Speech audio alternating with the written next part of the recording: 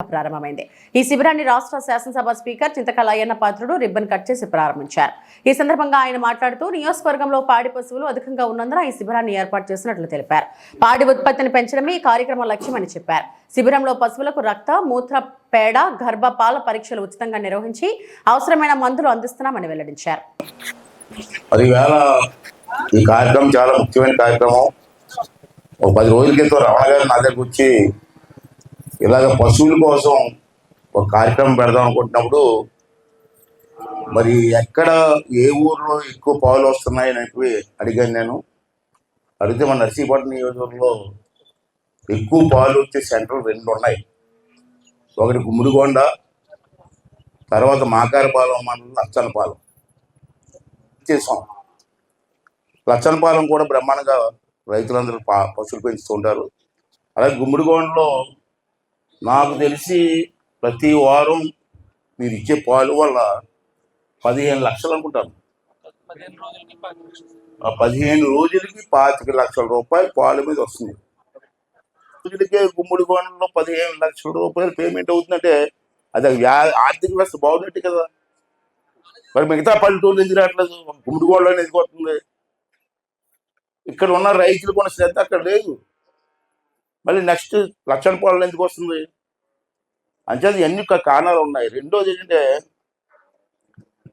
ఒక ఆవుని కానీ ఏదైనా కనిపిస్తేప్పుడు మనకు తెలియని జబ్బులు వస్తూ ఉంటాయి. మనం డాక్టర్లు కాదు, మనకు తెలియదు. కానీ రైతులు తెలిసిపోద్ది. ఆవును ఉదయం చూసిన వెంటనే అది నీరసంగా ఉందా లేదా, డల్లగా ఉందా, ఒకసారిగా లేదేంటి అంటే, ఒకసారిగా లేదంటే ఆవు ఎదగానే ఏదో ప్రాబ్లం ఉందని మనకు అర్థం అవుతుంది. దాంట్లో ఏం చేశారంటే డాక్టర్ గారు డిపార్ట్మెంట్ డాక్టర్లు అందరూ వచ్చారు. తర్వాత మార్కెట్ చైర్మన్ గారు వచ్చారు. వాళ్ళందరూ కూర్చొని మాట్లాడిన తర్వాత మంచి మిషనరీ వచ్చింది.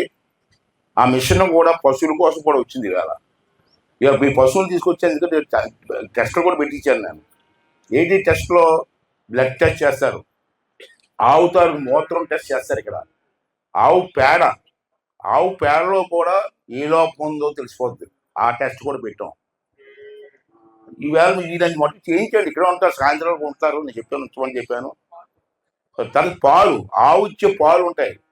ఆ పాలులో కూడా జెన్యూన్ పాలు ఉన్నాయా లేకపోతే ఏమన్నా తేడా ఉందా ఆ గేదెలో లోపం వల్ల చెప్తే ఆవు పాలు కూడా టెస్ట్ చేసుకుని మిషన్ వచ్చింది, జెన్యూన్గా ఉందా లేదని. అంటే ఇవన్నీ టెస్టులు ఉన్నాయి కాబట్టి అవన్నీ ఫ్రీగా చేస్తున్నారు. ఇప్పుడు నేను ఇక్కడ చేసే టెస్టులు కానీ మీరు బయటకు వెళ్ళి చేసుకుంటే ఒక్కో టెస్ట్కి 2000 రూపాయలు అవుతుంది. 1800 నుంచి 2000 అవుతుంది మీరు కానీ బయటకు వెళ్ళి చేసుకుంటే. పైసా ఖర్చు లేకుండా చేయమని చెప్పి ఇక్కడ ఏర్పాటు చేసాం. మరి దాన్ని ఉపయోగించుకోండి. లేదు మేము ఎక్కువ ఎత్తుకోమని పోతే మేము ఏం చేయలేం కదా. 2000 రూపాయలు ఖర్చు లేకుండా ఇక్కడ చేసి ఏర్పాటు చేసాం. రెండోది అండి, ఈవేళ ఎవరైనా అడగకపోతే నర్సీపట్నం మార్కెట్ యార్డ్లో కూడా టెస్టింగ్ మిషన్ పెట్టాం. మార్కెట్ యార్డ్లో టెస్టింగ్ మిషన్ కూడా పెట్టాం. ల్యాబ్ పెట్టాం. మీరు ఎప్పుడైనా వెళ్ళి అక్కడ కూడా టెస్ట్ చేసుకోవచ్చు. అక్కడ కూడా ఫ్రీయేనా? అక్కడ ఫ్రీయే, పైసా ఖర్చు అవ్వదు. అంటే ఇవన్నీ కూడా ఏర్పాటు చేశాం. కాబట్టి దీన్ని రైతులు ఉపయోగించుకోవాలని చెప్పి ఉద్దేశంతో ఈ కార్యక్రమం పెట్టాం. దాని సాధ్యం మటుకు ఉపయోగించుకోండి. ఎక్కువ రైతులు పాల కేంద్రం మీద వచ్చిన డబ్బులతో చాలా హ్యాపీగా ఉన్న సందర్భాలు మాకు ఉన్నాయి. ఇటువంటి సెంటర్ల ద్వారా ఇంకా కొన్ని సెంటర్లు సరిగ్గా పనిచేయట్లేదు, కానీ బ్రహ్మాండంగా పనిచేస్తే బ్రహ్మాండంగా ఉంటాయి. రెండోది ఏంటంటే, ఇంతకుముందు చంద్రబాబు నాయుడు ప్రభుత్వం పూర్వం ఉన్నప్పుడు శైలజ గడ్డని 50% ఇచ్చేవాళ్ళు. ఆ మధ్యలో పాత గవర్నమెంట్ ఇవ్వడం మానేశారు. మళ్ళీ మనం చంద్రబాబు గారితో మాట్లాడి శైలజ గడ్డ ఇవ్వాలని చెప్పి నిర్ణయం తీసుకోవడం జరిగింది. అదొకటమ్మా. రెండోది ఏంటంటే, ఈ వ్యవసాయంలో కూడా చాలా మార్పులు వచ్చాయి.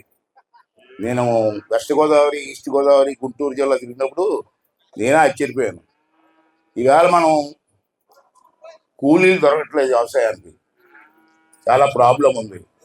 ఎలాగ ఈ ప్రాబ్లం ఎలాగంటే, ఈవేళ మిషన్లు వచ్చాయమ్మా, గొయ్యిలు తీసి మిషన్లు వచ్చాయి. మన దాంట్లో పిండేసేసి బట్టన్ నొక్కితే పొలం మొత్తం డ్రోనే వేసేస్తుంది. తర్వాత పురుగు పడుతుంది పొలానికి. తెగులు పడినప్పుడు మనం స్ప్రే కొడతాం, భుజాన చేసుకొని ఇలా స్ప్రే కొట్టుకుంటూ వెళ్తాం. ఇప్పుడు అవసరం కోసుకుంటూ వెళ్ళిపోతూ ఉంటే ఒక పక్క కోసుకుంటూ వెళ్ళిపోతుంది, ఒక పక్క ధాన్యం వచ్చేస్తున్న పక్కకి. అక్కడే మళ్ళీ కుప్ప పెట్టడం, ధాన్యం నోచడం ఏం లేవు. అటువంటి మిషన్లు వచ్చాయి. అయితే నేను ఏమంటానంటే మిమ్మల్ని, ప్రతి మిషన్ ప్రతి వాడు కొనుక్కోలేం. ప్రతి మిషను మనం కొనుక్కోలేం. ఇప్పుడు నేనున్నాను, నాకు 10 ఎకరాలు ఉంది, ఈ మిషన్ కొనుక్కోగలరా? కొనుక్కోలేను. కానీ మండలానికి ఒక మిషన్ ఉండాలా. అందుకే ఇక్కడ బ్యాంక్ ప్రెసిడెంట్లు ఉన్నారు, ముగ్గురు ఉన్నారు ఇక్కడ ఈ మండలంలో, కోఆపరేటివ్ బ్యాంక్ ప్రెసిడెంట్లు. వాళ్ళని రిక్వెస్ట్ చేసేదంటే, ఎవరైనా డిగ్రీ కానీ అగ్రికల్చరల్ చదువుకున్న కుర్రాలు ఉంటే ఆ కుర్రోళ్ళని 10 మంది సెలెక్ట్ చేసి ఒకటికి డ్రోన్ ఇవ్వండి, లోను, ఒకటికి ట్రాక్టర్ ఇవ్వండి, ఒకరికి ఏమో నాట్లు వేసి మిషన్ ఇవ్వండి, ఒకరికి ఏమో కన్నాలు తీసే మిషన్ ఇవ్వండి, ఒకరికి ఏమో కటింగ్ చేసి ధాన్యం నూర్చే మిషన్ ఇవ్వండి. ప్రతి మండలానికి 5 మిషన్లు ఉంటే, లేదా 10 ఉంటే, ఎవరు కుర్రాలు ముందుకు వస్తే సబ్సిడీ ఉంది దాని మీద 40%. ₹1,00,000 అయితే 40% ఫ్రీగా ఇస్తుంది. డ్రోన్కి అయితే 80%. ₹1,00,000 అయితే 80,000 మీరు కట్టాల్సింది, 20,000 కట్టాలి, ఫ్రీగా ఇస్తున్నారు. నేనేమంటానంటే, మండలానికి 2 పెట్టుకుంటే కుర్రోడికి ఇస్తే ఆ కుర్రోడిని రైతులు బుక్ చేసుకుంటారు కదా, ఆ కుర్రోడికి డబ్బులు వస్తాయి, రైతుకి కూడా డబ్బులు మిగులుతాయి కదా. మరి ఇక్కడ 3 బ్యాంకులు ఉన్నాయి, కోఆపరేటివ్ బ్యాంకులు. ఆ బ్యాంకుకి మీరు అప్పు ఇవ్వచ్చు కదా, అప్పుకు పనిచేసి కుర్రాలు కూడా రెడీ అవ్వాలి కదా. ఇవన్నీ కూడా ఒకసారి మీరు అందరూ ఆలోచిస్తే ఉన్న అవకాశాలు ఉపయోగించుకోవడం, దీన్ని ఉన్న అవకాశాలు ఉపయోగించుకోవడం. అంచేది ఈ అవకాశం మిషన్ వచ్చి బ్రహ్మాండం కాదు, నిమిషాల్లో అయిపోతుంది.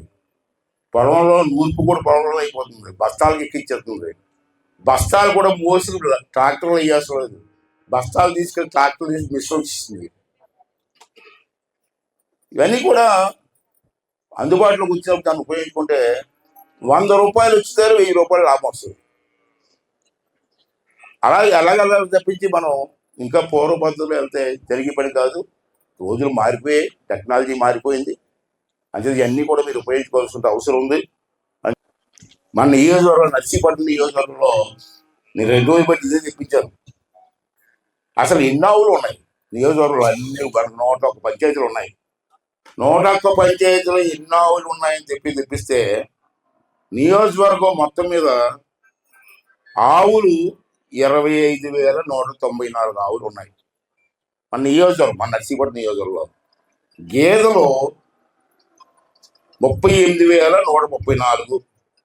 ఈ 2 కలిపితే 63,328 మంది గేదెలు ఆవులు ఉన్నాయి మన నియోజకవర్గంలో. దాంట్లో నాతవరం మండలంలో తీసుకున్నాం. నేను నియోజకవర్గం చెప్పాను కదా, 4 మండలాలు, టౌను కలిపి 5. ఒక్క నాతవరం మండలం ఉన్నాయి. నాతవరం మండలంలో ఆవులు 14,965 ఉన్నాయి ఈ ఒక్క మండలంలో. గేదెలు 8,455 ఉన్నాయి. మొత్తం 23,420 ఉన్నాయి ఒక నాతవరం మండలంలో. అంటే మిగతా 3 మండలాల కంటే ఒక నాతవరంలోనే ఎక్కువ ఉన్నాయి గేదెలు, ఆవులను.